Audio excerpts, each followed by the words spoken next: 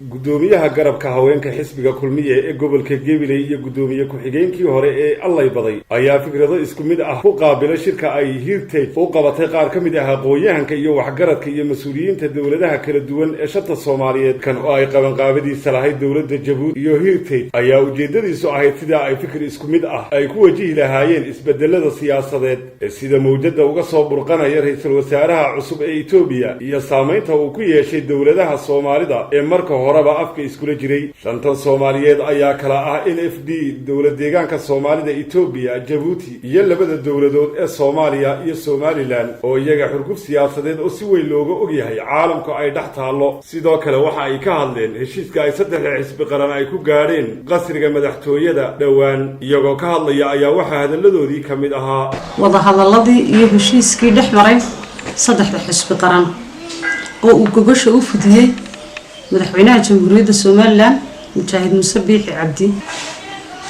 waxay tusaale u noqonaysaa mandaqada geeska Afrika ee aynu sida cadceeda ama dayaxa uga dhaxeefteynano haddaynu nahay jamhuuriyadda Soomaaliland waayo ololayaashaynu gallo sidaynu ololaha u gallo ee aynu tartanka doorasho u ridano aynu haddana inaga oo nabad iyo caano ah u dhamaysano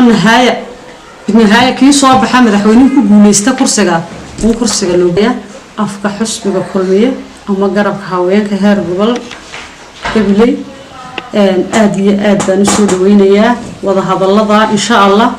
kulankooda labaadna waxaan qonayaa Arbacada oo ay ku beegan tahay 19 bisha kulanka 19 bisha ka qabsoomaya qasriga madaxtooyada Ilaahay waxaan uga baryayaa in sidii kulankii hore ay u soo gabagabowdo gudoomiye waxa ka warantaa iyada doodii shirkii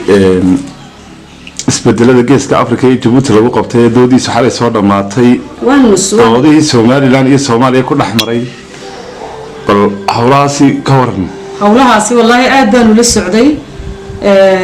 waxaan hambalyeynaya oo aad iyo aad u soo dhaweynayaa cid u matalasay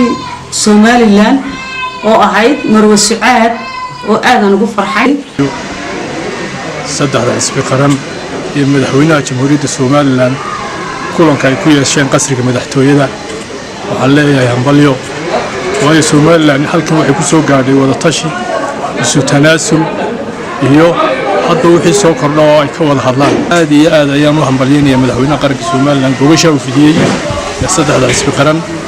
ay ka soo qayb galeen wixii dambe iyo wada hadalka dambena waxa filayaa inuu guul noqon doono waxa kale oo halkan ka hambalyeynaya kulankii ama shirweynihii lagu qabtay Jabuuti ee dooda mandaqada iyo xaaladda wadanka geeska laga hadlayay xubnihii reer Somaliland ee dooda sida adag uga qayb galay gaar ahaan gabadha Sucaad Leeyla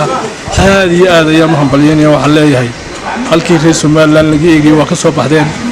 aad iyo aad baan ugu mahadsantihiin dooda adag ee biyo kaba dhibcaanka ee aad dibateen ee aad waliba ku gar hesheen shirweyne dhexdii had iyo jeerna in shirweynayaasha saa looga muuqdo waxa uu fiican tahay qaranka Somaliland iyo qadiyadda Somaliland وعبد السلام محمد بدي بولشة TV